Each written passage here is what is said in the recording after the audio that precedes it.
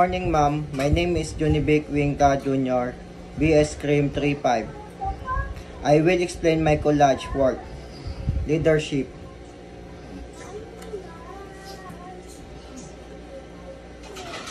Team leadership. Team leadership. Team leadership involves guiding a group individual to achieve a common goal. It's about creating collaboration environment where everyone can contribute their best work. Dito naman po pumapasok yung isang leader na madiskarte kung paano niya po gagabayan ang kanyang mga team.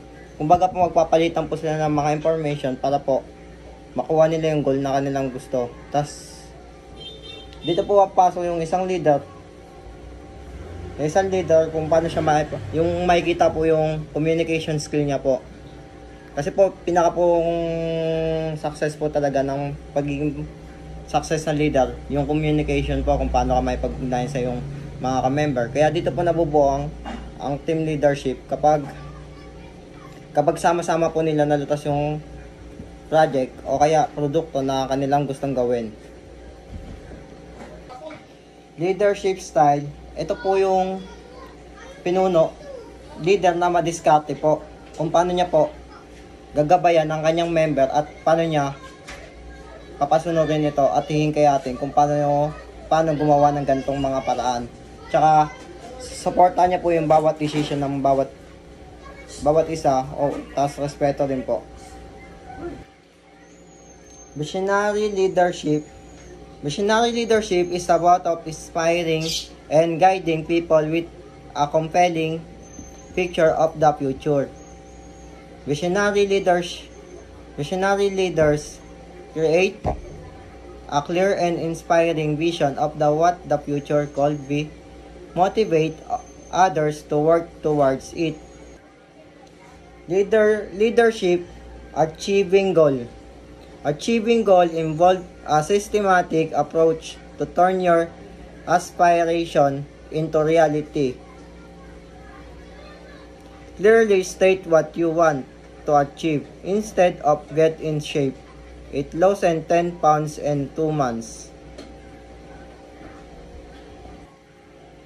Okay, characteristic. Visionary leadership characteristic. Strategic. They develop plans and strategies to turn their vision into reality.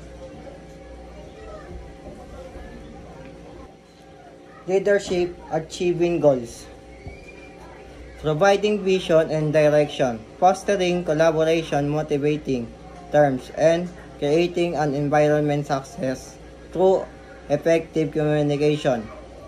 Delegation strategy, taking and continuous learning. Leadership achievement goal po. Dito naman po pumapasok yung pakikipag-ugnayan ng bawat isa sa kanilang member.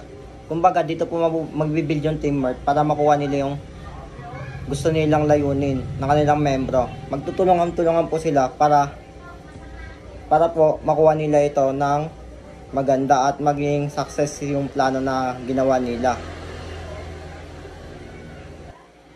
Leadership.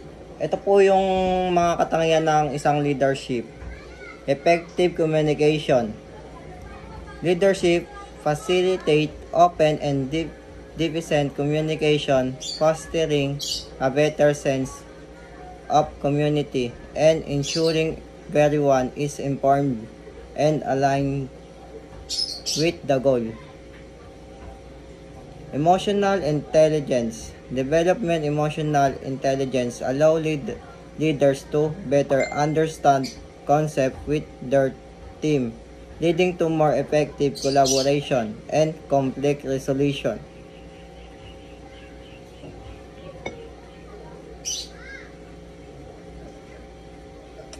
Kumbaga po kailangan po, pag naging leader ka, malawak din po yung pag-unawa mo, emotional.